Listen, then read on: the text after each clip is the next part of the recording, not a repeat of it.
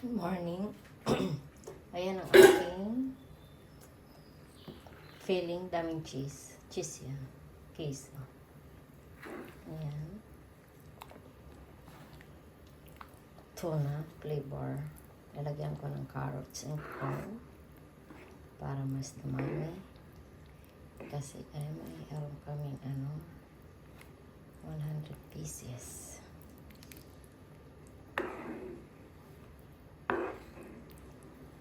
Haluin lang. Kailangan hindi tumigil sa paghahalo para hindi masunog.